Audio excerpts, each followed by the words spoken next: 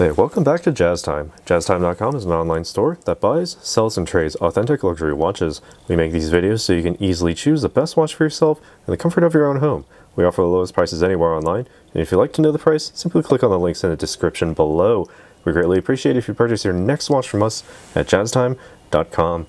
Today we'll be going over a Cartier Ballon Bleu in 42mm, a two-tone with stainless steel and rose gold. The reference number being W2BB0004.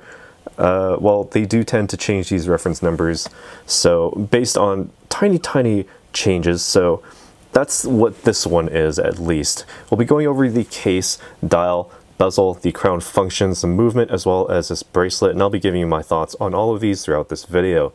Alright, so starting off with the case, we have the 42mm case dimension. That's the overall diameter here. It is completely perfectly round, minus this crown guard on the outside. Kind of like a Panerai in that sense, but you can't, really lock it because there is no locking mechanism. It's simply there. Okay, fully round. It has a thickness of 13mm, completely made of stainless steel in its construction here, with a rose gold sort of bezel on the front here. Goes almost all the way around, minus again this crown guard, again stainless steel, high polish all the way around, with basically no bevels anywhere, just fully smooth and very pleasing to the eye, and has that very nice smooth aesthetic as you would expect from Cartier. Now taking a look here at this bezel here, again we have a rose gold construction here, high polish as well, going all the way around this case. Same thing with this winding crown with that blue cabochon synthetic spindle. Alright, we also have a silvered sunray type of dial here, radial in that center area with sort of that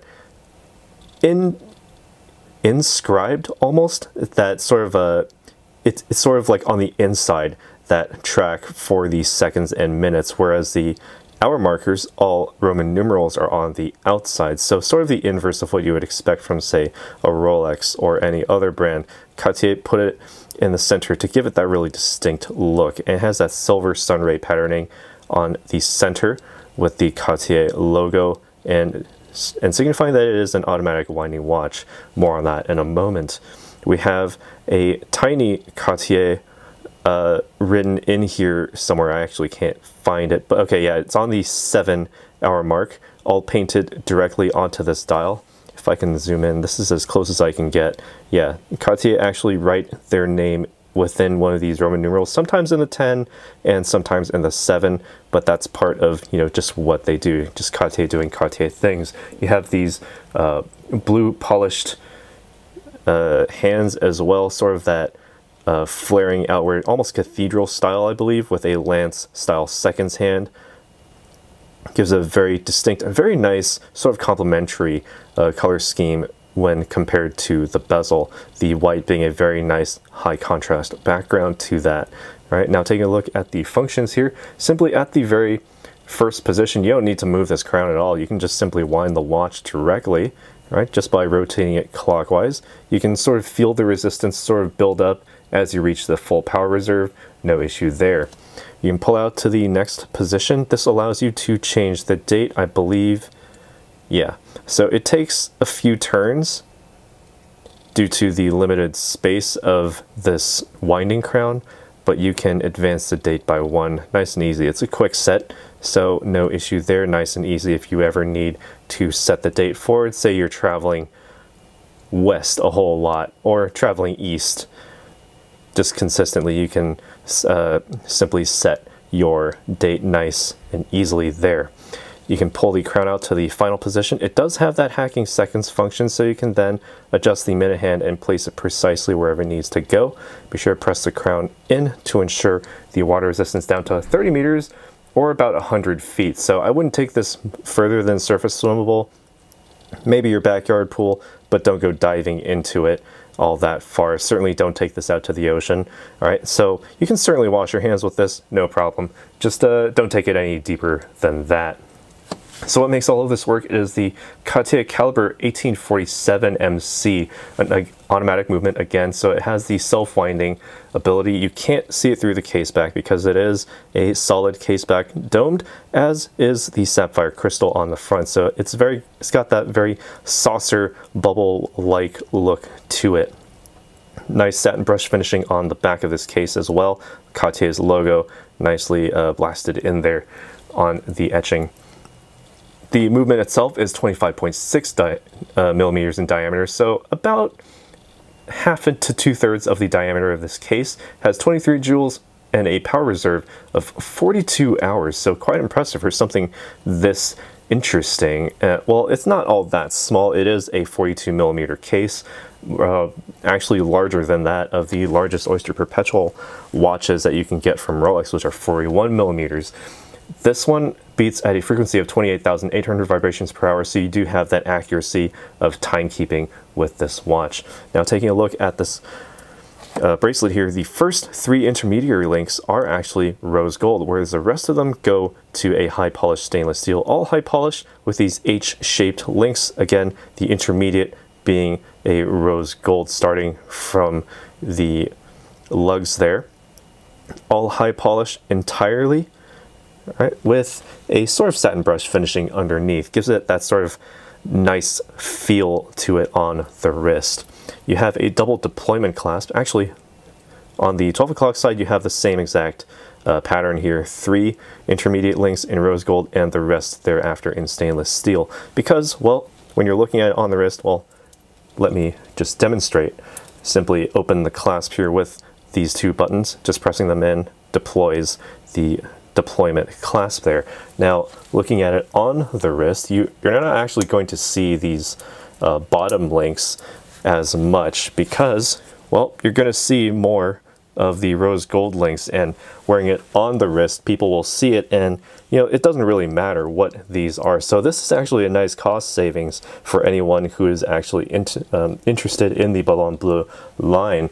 It gives you that sense of, you know, also extra durability on the bottom portion of the wrist if you ever happen to rest it on your desk.